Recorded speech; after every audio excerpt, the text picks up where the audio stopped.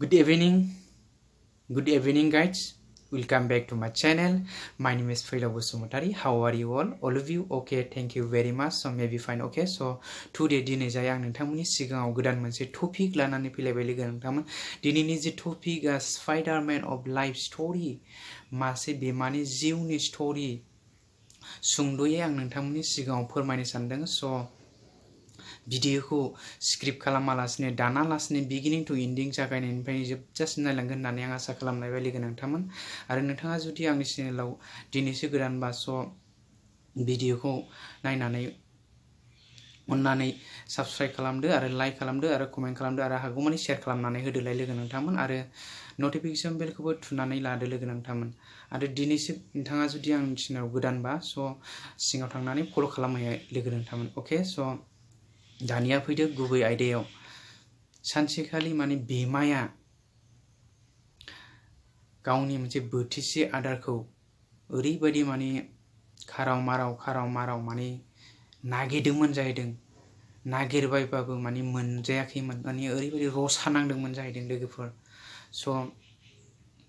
बिनि गोसोआव मोनसे कुइसन, मोनसे सोंलु फैदोंमोन जाहैदों।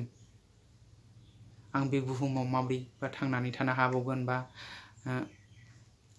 थानो मोनबावगोन बेखौ सिन्था खालामदोंमोन। थाग थिग माने बिनि गोसोआव मोनसे आइडिया फैदोंमोन जाहैदों लोगोफोर। बिनि जि मोनसे आदार बै आदारफोरा बबे लामाजों फैयो, बे लामाजों माने बे लामाखौ नोजोर होनानै बियो जे सानानै दोन्दोंमोन जाहैदों लोगो नोंथांमोन। गावनि खुगानि खदैजोंनो जे सादोंमोन। बिनिफ्राय बियो बे जेयावनो थानानै डेन्सिं ओरैबायदि मोसानानै मेजिक देखायदोंमोन जाहैदों बैसोरनो।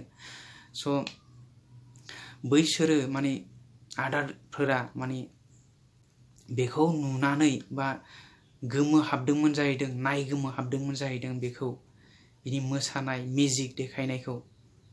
मिथिबायना लोगोफोर? बिनिफ्राय माने नायगोमोनानै गावनो गाव माने बे जेयाव माने नांफैदोंमोन जाहैदों। बे समावनो माने बिमाया माने बेखौ बारसिनानै मोनजादोंमोन जाहैदों। बिनिफ्रायनो माने बिमाया बे बुहुमाव माने जायगा मोनदों जाहैदों लोगो नोंथांमोन, थांनानै थादोंमोन जाहैदों। नङामोनब्ला जों बे बुहुमाव माने खुनु बिमा होननायखौनो जोलैनोबो जों नुनाय नङामोन जाहैदों लोगो नोंथांमोन।